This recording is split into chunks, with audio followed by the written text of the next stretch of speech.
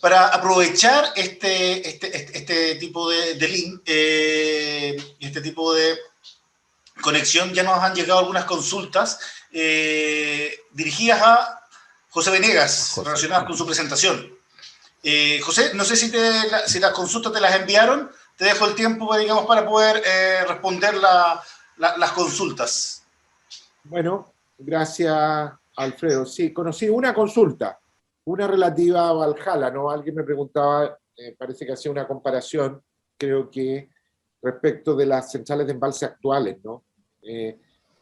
Yo creo que el tema con estos proyectos que son más bien de arbitraje de energía a gran escala, es que sí, ciertamente uno puede configurar que son útiles o abaratan costos en todo el sistema, si es que uno la inversión la pasa como estampilla, ¿no? Pero la realidad es que centrales generadoras con esa capacidad de arbitraje de energía, lo que uno esperaría es que pudieran ser primero competitivas a nivel de las licitaciones de suministro, digamos, ¿no?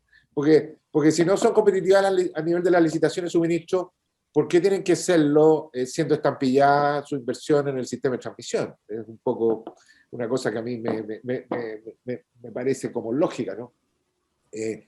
Y yo creo que en ese caso no es comparable con las centrales de embalse existentes, porque las centrales de embalse existentes, bueno, de alguna manera participan competitivamente en las licitaciones o no, ¿no? Y si no lo hacen, bueno, no lo hacen nomás, pero las centrales de embalse existentes uno no está pidiendo que entren estampilladas en su inversión al sistema de transmisión. Entonces, no es exactamente lo mismo, ¿no?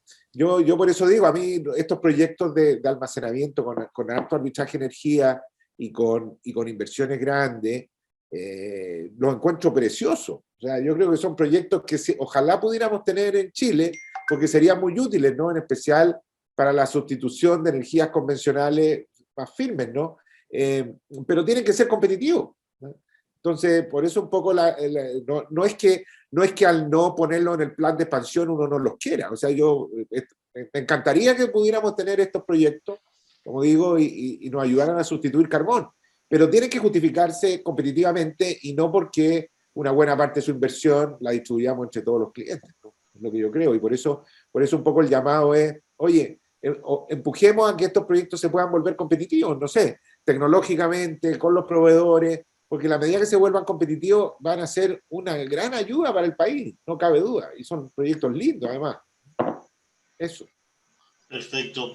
José, no sé si tienes un momento, siguiendo con las preguntas, también Carlos Duri menciona que no cree que aumentando la redundancia en generación se soluciona el tema. Lo único que él entiende es que se van a producir mayores vertimientos y desconexiones si no se implementa antes los temas de sistemas de almacenamiento. O sea, yo creo que es una mezcla de dos cosas, ¿no? Se confunde un poco el almacenamiento con la transmisión. Yo creo que necesitamos las dos cosas, ¿no?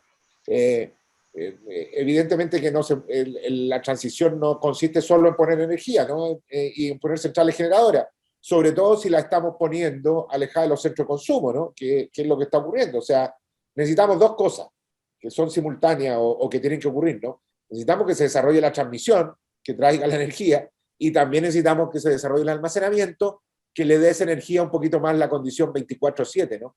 Ciertamente que necesitamos las dos cosas, ¿no? Para poder sustituir el carbón. Estoy plenamente de acuerdo con eso.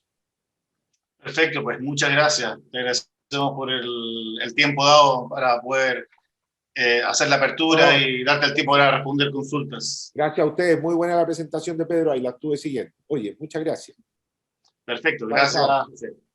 En la medida que vayan apareciendo, digamos, más consultas, por supuesto, vamos a poder transmitirlas a nuestros invitados, panelistas, a nuestros expositores. Por favor, utilicen, digamos, los canales que están puestos ahí a través de la plataforma Zoom para poder hacerle llegar.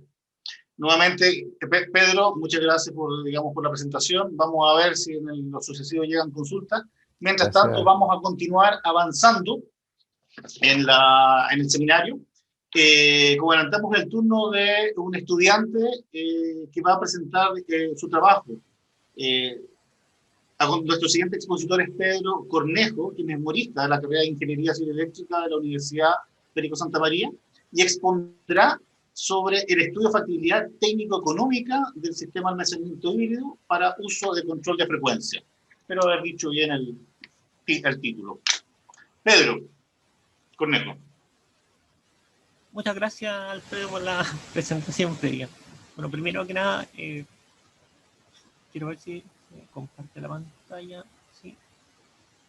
Está compartiendo Pedro, perfecto. Sí. De Pedro. Bueno, primero saludar a todos los presentes, muy buenos días. Y bueno, en esta oportunidad voy a estar compartiendo un poco algunas características y avances del tema de memoria que estoy desarrollando bajo la guía de mi profesor Patricio Valdivia. Bueno, acá se puede ver un poco el contenido de esta presentación, donde primero abordamos los objetivos y alcances. Bueno, el objetivo general va a ser realizar esta evaluación técnico-económica del uso de un almacenamiento basado en pilas de hidrógeno, baterías y supercapacitores, con el propósito de utilizarlo en regulación de frecuencia. A partir de esto surgen dos grandes objetivos específicos. Uno de ellos que se enfoca en la revisión del estado del arte de estos tipos de almacenamiento para poder obtener los modelos que se indican acá y con ellos poder realizar simulaciones, que va a ser nuestro método para realizar la evaluación técnica. Y el otro objetivo específico hace alusión a la forma de la evaluación económica, que se va a enfocar en un análisis más clásico donde se obtiene el flujo de caja e indicadores clásicos como el valor actual neto o la tasa interna de retorno a partir de los parámetros que se indican aquí en pantalla. Esta parte, aclarar que está todavía en progreso, entonces la exposición que se va a centrar más en los avances técnicos. Algunos alcances que se hacen son que los almacenamientos se van a considerar inicialmente cargados a plena capacidad y por lo tanto no se abordarán las dinámicas de carga o de producción de hidrógeno. Y para ser consistente con este alcance, se hace otro alcance adicional que va a hacer que los servicios a considerar van a ser aquellos de control de subfrecuencia, donde el almacenamiento deba entregar energía hacia la red. Bueno, pasando a una revisión de las tecnologías de almacenamiento, primero tenemos los supercapacitores. Previamente tenemos que definir lo que es un capacitor, que es un dispositivo que almacena energía eléctrica en forma de un campo electrostático generado por cargas opuestas ubicadas en dos placas conductoras paralelas que se encuentran separadas por un dieléctrico, a la vez que una fuente de tensión continua se conecta entre ambas placas. Hay un sistema hay un escenario de almacenamiento.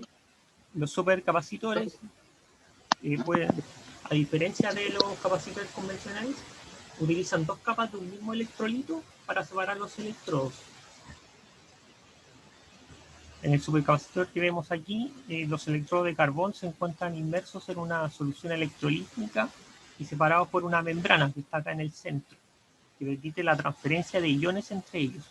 Entonces, de esta manera, las cargas se reordenan y se generan dos capas de cargas opuestas, lo que va a resultar en una mayor capacitancia y una mayor energía por unidad de volumen en comparación a los capacitores tradicionales.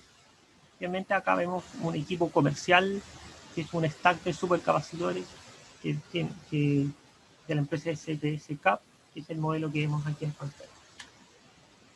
Pasando a otra tecnología, tenemos el almacenamiento basado en celdas de hidrógeno, que se basa en la energía química, que es aquella que se encuentra en los enlaces de los compuestos moleculares.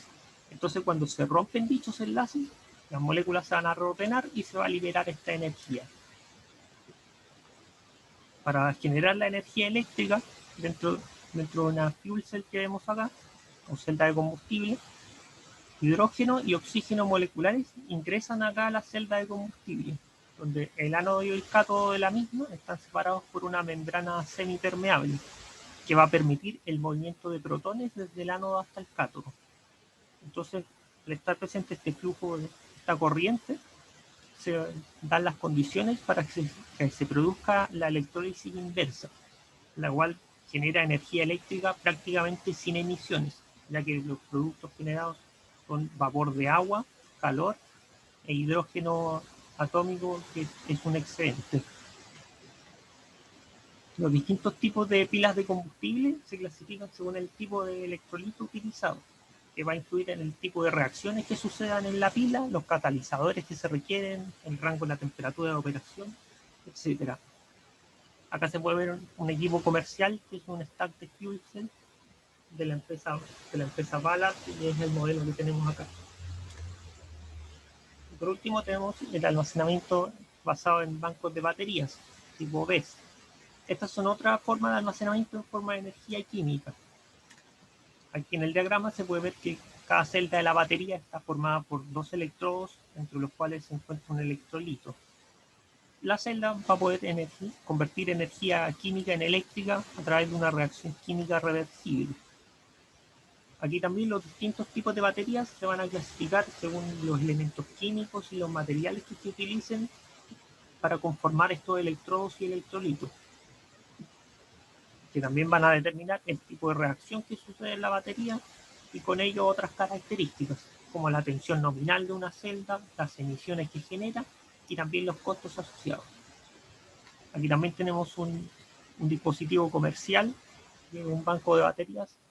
El modelo es 9.0 de la empresa que se señala en la imagen.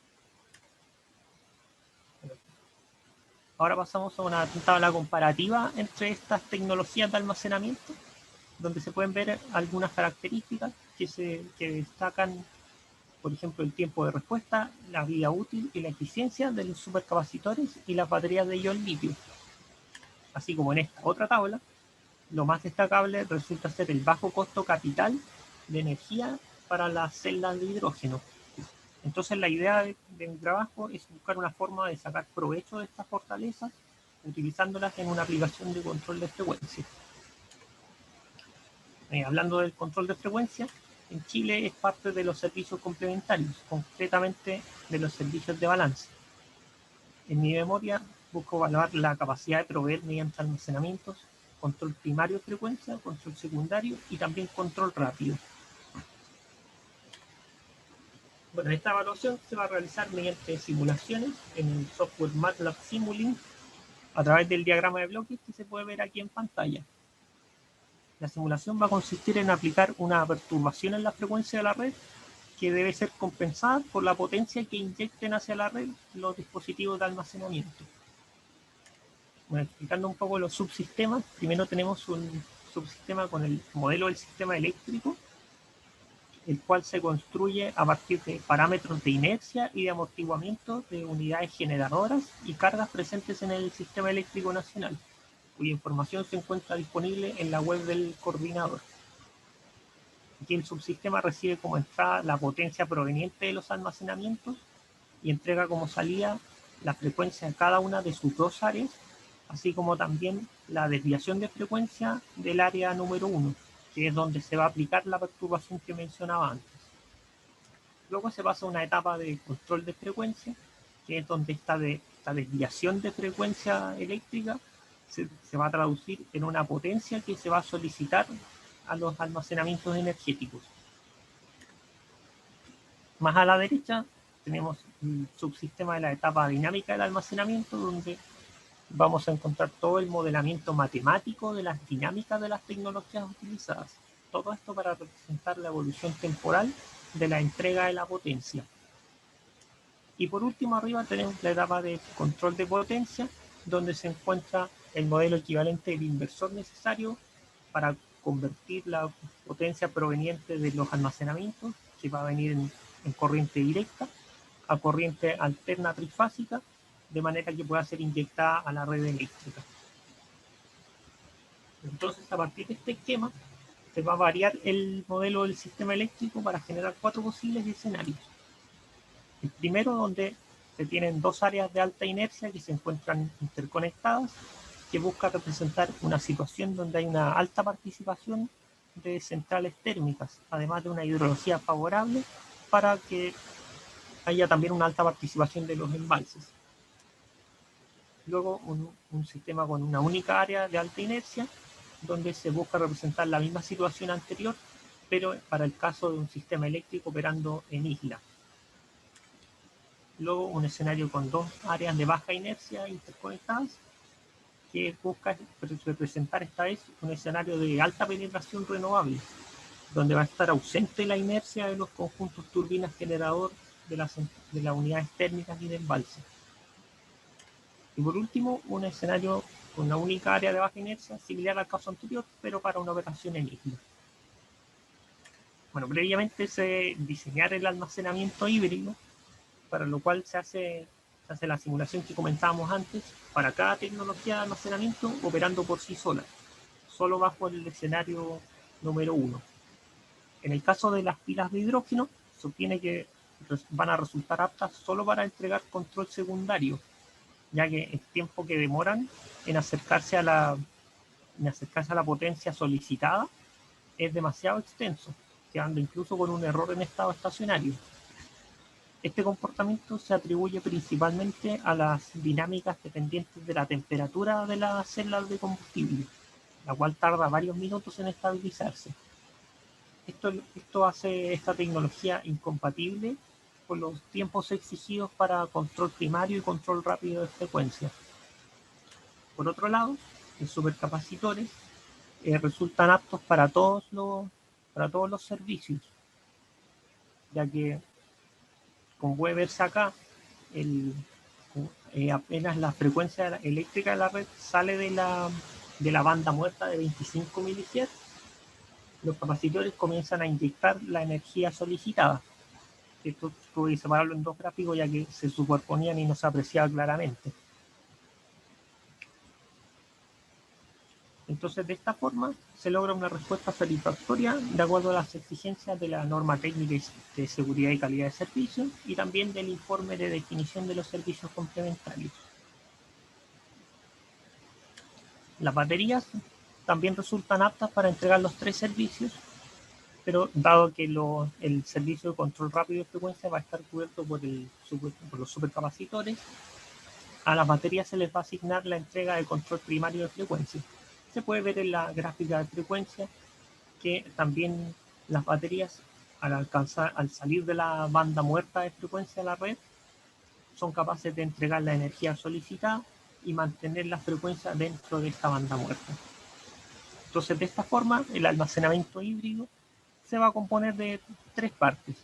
Una de supercapacitores, que va a estar destinada a apoyar la respuesta inercial del sistema, pudiendo entregar también control rápido de frecuencia. Una componente de baterías, destinada a entregar control primario de frecuencia. Y una componente de celdas de hidrógeno, que se va a encargar del control secundario de frecuencia. Entonces, de esta forma, se aprovecha la ventaja de cada tipo de almacenamiento.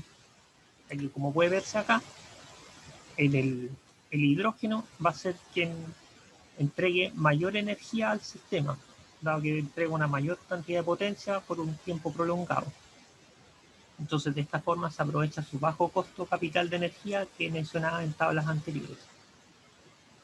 Bueno, ahora pasando a los resultados del almacenamiento híbrido, podemos ver aquí que en el primer escenario se logra satisfactoriamente mantener la frecuencia dentro de la banda muerta antes de la entrada del control secundario de frecuencia, donde alrededor de los 300 segundos se estabiliza la frecuencia en el valor nominal de 50 Hz. Para el segundo escenario, se puede ver allí que al aplicar la perturbación, la caída de frecuencia es bastante más brusca debido a la menor inercia del sistema. Entonces se ven más exigidos los supercapacitores y las baterías, ya que deben entregar una potencia mayor que en el caso número 1. De todas maneras, la desviación de frecuencia se mantiene controlada dentro de los 25 mHz de banda muerta, para que luego las pilas de combustible devuelvan la frecuencia al valor nominal. En el escenario número 3 también se ve inicialmente una caída bastante brusca de la frecuencia de la zona 1, que debe ser frenada por los capacitores. Luego las baterías se encargan de mantener esta frecuencia dentro de la banda muerta. Aquí se puede apreciar que, a diferencia de los capacitores, las baterías deben entregar una cantidad de potencia un poco menor, alrededor de unos 500 kilowatts menos que el pic de la entrega de los capacitores. Tal como en casos anteriores, el control secundario de frecuencia actúa satisfactoriamente devolviendo la frecuencia a los 50 Hz. Pero a diferencia de los escenarios 1 y 2, en este caso el overshoot de potencia resulta ligeramente menor. Para el último escenario, podemos ver que la frecuencia ya cae prácticamente con un escalón, y por esto tanto los capacitores como las baterías se ven exigidos en la misma medida. Entonces, tal como en el caso anterior, la baja inercia va a favorecer un poco el desempeño del hidrógeno, ya que el overshoot que comentábamos antes también se ve reducido respecto a los casos de alta inercia. Bueno, pasando a las conclusiones, son básicamente aspectos que he estado señalando a lo largo de esta presentación, como lo apropiado o no que va a resultar cada tecnología para la entrega de cada servicio complementario. Lo que va a llevar también a la forma de diseñar el almacenamiento, y lo último que comenté acerca de su desempeño bajo diversos escenarios, que si bien es capaz de proveer, el almacenamiento híbrido es capaz de proveer exitosamente los 3 tipos de control de frecuencia, se ve favorecido en casos de baja inercia. Por último, tenemos las referencias utilizadas para esta presentación, y muchas gracias por su atención. Pedro, muchas gracias por la presentación. Las presentaciones ya expuestas, así como las que vendrán, vamos a procurar el que estén disponibles para todos los asistentes y aquí que se han inscrito. Antes de pasar al siguiente módulo, que vamos a darle un momento a nuestro especialista, Pedro Miquel, para poder también compartir sus impresiones con respecto a la consulta realizada por Valhalla y estos sistemas de almacenamiento, así como de la presentación dada recientemente. Pedro, ¿estás ahí? Sí, Alfredo, gracias.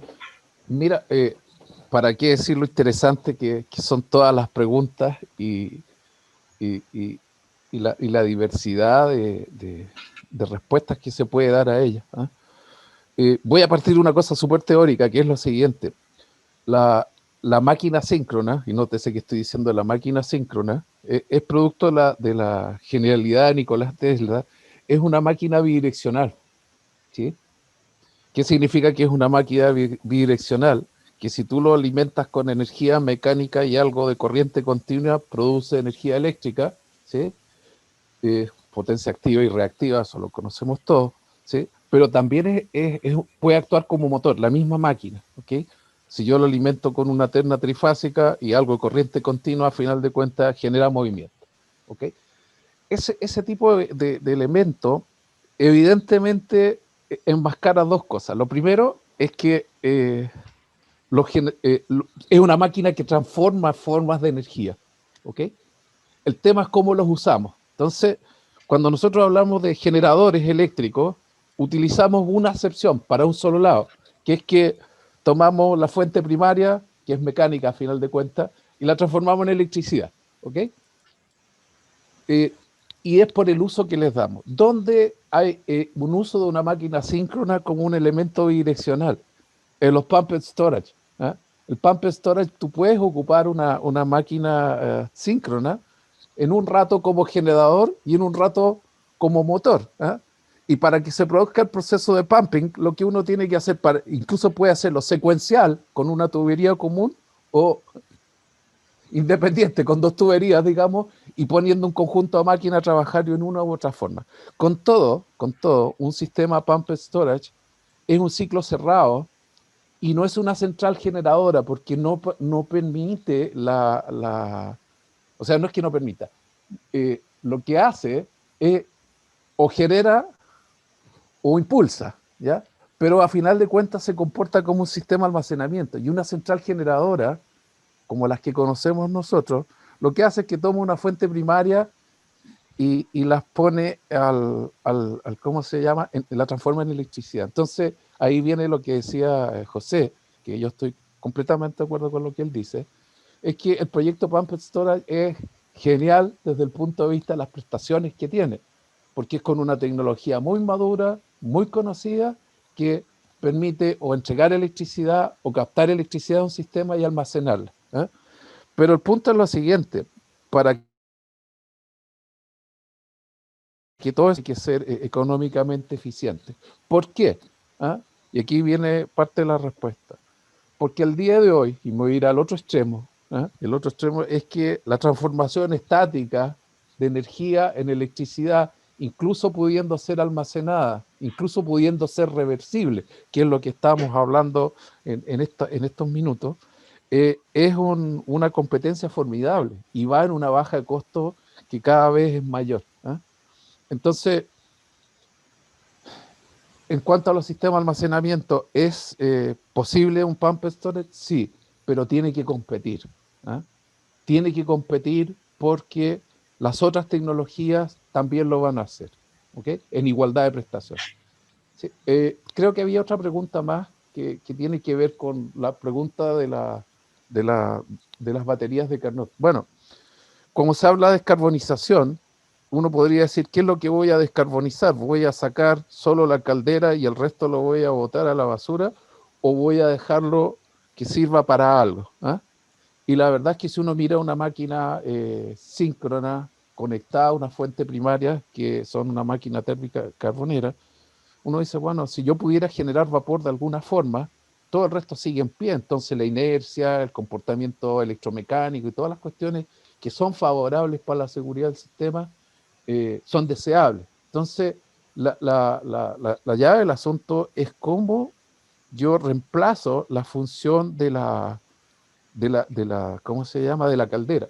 Y la batería Carnot lo que hace en síntesis es lo siguiente. Es una batería que calienta sales.